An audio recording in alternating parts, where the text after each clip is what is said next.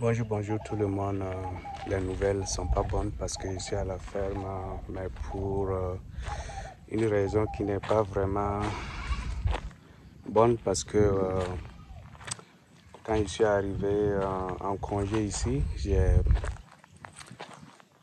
vu 3 moutons au niveau de la capitale que j'ai décidé d'acheter avec quelqu'un que je connais. Parce que les races là, j'aime bien les races. C'est les races en fait grande de taille et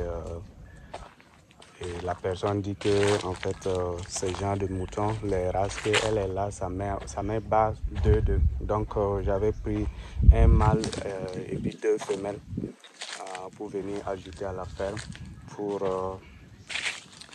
accroître le nombre de mes moutons.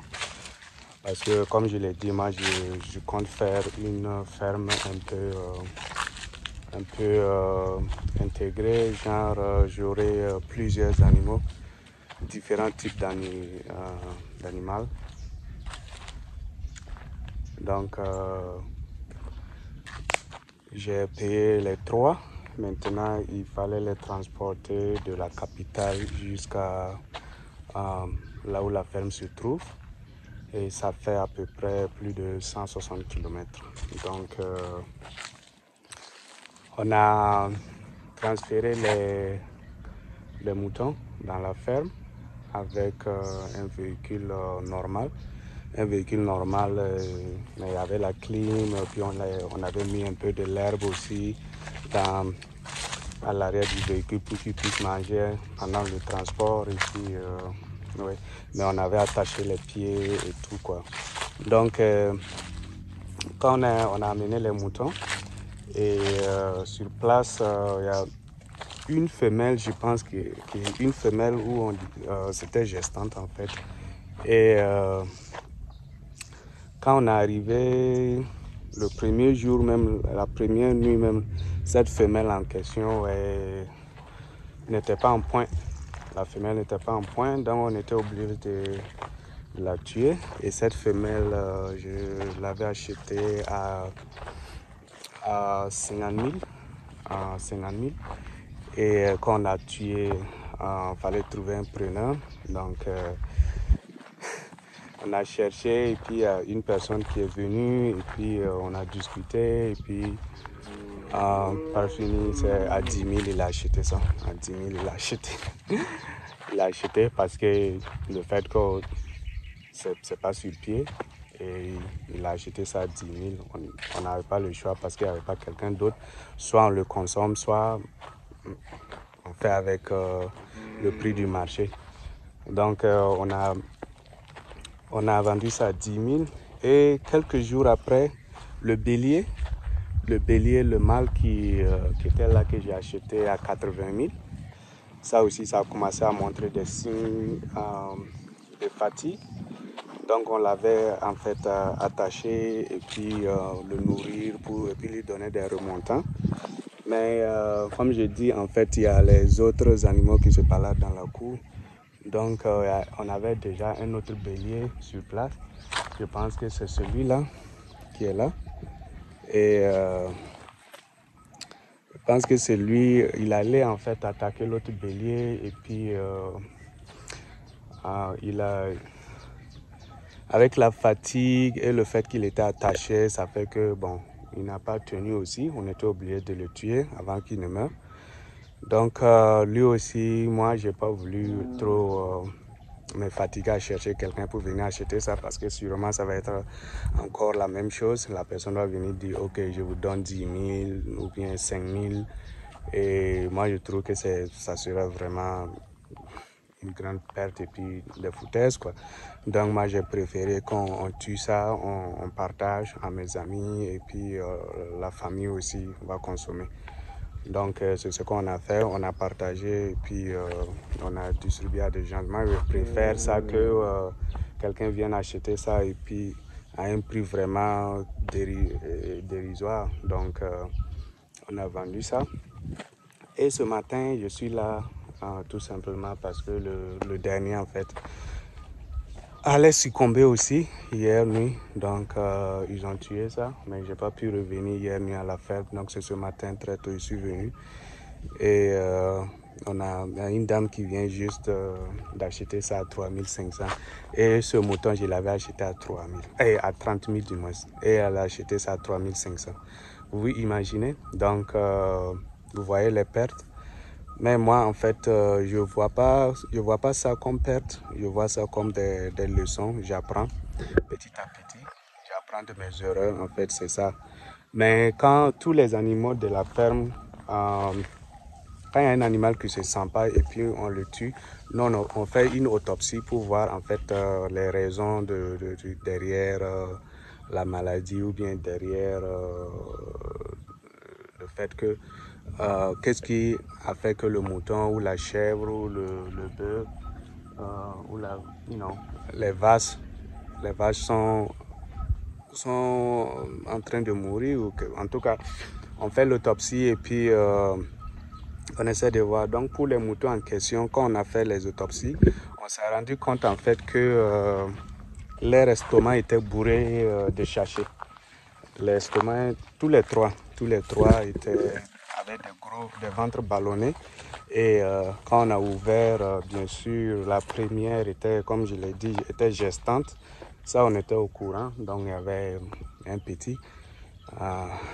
Et puis plus de la moitié de l'estomac était bourré de sachets. Parce que dans les grandes villes, les animaux n'ont pas d'herbe à manger. Donc, le fait qu'ici, on ne les donne pas le sel souvent à manger. Donc, quand les gens mangent dans les sachets, parce qu'on est en Afrique, quand les gens partent payer de la nourriture, la plupart du temps, on met en fait la nourriture dans les sachets et on leur donne. Donc quand ils finissent de manger, qu'est-ce qu'ils font? Ils jettent les sachets dans la nature. Donc quand les animaux partent, ils goûtent et puis il y a le sel et ils se mettent à manger le sachet. Alors que le sachet, c'est quelque chose vraiment qui se compose pas rapidement. Donc ça s'accumule dans l'estomac et moindre erreur, ça étouffe l'animal et l'animal crève ou bien refuse de manger, ou bien souvent quand les sachets partent, ça s'enroule autour de l'estomac de l'animal et qui fait que souvent l'animal refuse de manger. Donc on a une de nos vaches même qui a eu ce problème-là. Donc quand on l'a tué, on a fait l'autopsie, on s'est rendu compte que son estomac était, un des sachets s'était enroulé et puis il ne résiste plus à manger quoi. Donc c'est ça. Donc tous les trois, leur estomac était rempli de sachets. Donc on ne sait pas si c'est ça en plus de la fatigue du voyage et aussi le changement de région. Bon, pour le moment, mais la première cause, là, on s'est dit que c'est les sachets parce qu'il y avait tellement de sachets à l'intérieur de leur estomac qu'on sait qu'à long terme, là, ça allait même causer des problèmes. Ça allait causer des problèmes à long terme. Donc c'est ça. J'ai fait... C'est une perte. C'est une perte parce que vraiment, je suis arrivé, je me suis dit que c'est une bonne affaire. J'ai pas hésité à acheter ça. Mais bon, comme j'ai dit, pour moi en tout cas, j'apprends et puis je pense que désormais, je vais essayer de trouver... quand je vais acheter, je vais essayer de voir si on peut trouver les animaux qui ne sont pas vraiment loin et en campagne. Comme ça, comme là-bas, il y a l'herbe, je me dis qu'au moins, il y aura moins de sachets en fait. Donc, c'est pas notre première fois d'acheter des animaux loin de la ferme. Parce qu'on a une des chèvres, je pense que c'est venu du Tchad. Et du Tchad jusqu'ici, mais ils sont dans la cour à l'heure actuellement en pleine forme. Donc je ne pense pas que ça soit vraiment la distance. Donc c'est pour vous dire que souvent, quand tu fais l'entrepreneuriat, quand tu as des fermes, il faut t'attendre à ce genre de choses. Donc il y a toujours ce genre de choses qui vont arriver. Et il ne faut pas te décourager. Il faut voir ton objectif, l'objectif que tu t'es fixé. Donc moi je viens de perdre comme ça 3 moutons en moins d'1 mois, même pas 1 mois, même en moins de 2 semaines. Et bon, c'est ça aussi quoi, c'est ça aussi la réalité des choses. Donc je ne suis pas content, les employés ne sont pas contents. Bon, moi je leur dis ok, ça va, ça va, ça va. Si on continue, on met le sérieux, on va y arriver en fait. On va y arriver. Donc c'est ce que je voulais vous faire part ce matin. Les nouvelles ne sont pas bonnes, mais faut vous préparer à ça. Faut vous préparer quand vous allez vous lancer. Il y a ce genre de choses qui vont arriver et faut pas baisser les bras. Faut continuer à pousser en fait. Et c'est ça. D'accord, donc n'oubliez pas de vous souscrire si vous n'êtes pas encore souscrit à la page. Et comme je vous dis, ça ce n'est que le début, on fait tout à petit, c'est tout un projet qui est en place. Donc si vous voulez voir et suivre l'évolution du projet, et peut-être que ça va vous aider aussi à vous inspirer pour vous aussi, si vous voulez vous lancer dans ce domaine.